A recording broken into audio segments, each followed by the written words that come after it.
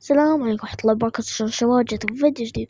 لما سويت لكم تحميل مود المينيماب، احط لكم ذا الرابط في الوصف. اضغط على ذي فوق، تضغط ذي يبدأ التحميل معاك. نضغط عليه، نضغط لونبورد،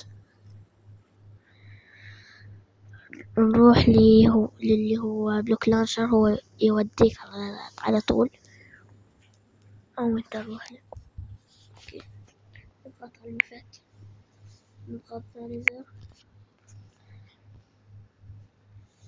نضغط import هي المود، نضغط enable. ذا هو بس. نجي نشوف، خلونا نشوف المود. اوكي، ذا هو عالمنا. اوكي وايف. اوكي خلينا ننام. اوكي لحظة، وش ذا؟ لحظة ارجع لكم شباب. ادخل البلوك لانشر. رجعت لكم يا شباب بعد ما نمت وذا دخلت البلوك لانشر. خلونا نشوف الميني ماب. تطلع لكم شي فوق، اضغط عليه يطلع لك الميني ماب.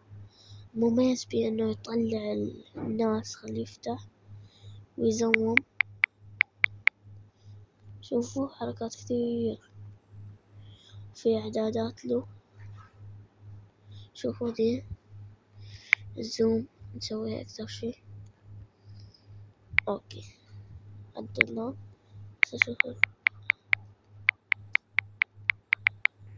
شوفوا الزوم جدا قوي صار. الحلو إنه يطلع السبونز.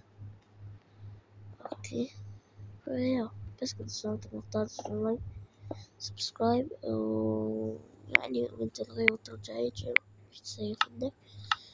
بس خلينا نسوي شي حركة بسيطة تعجب الجميع وتحل كل شي.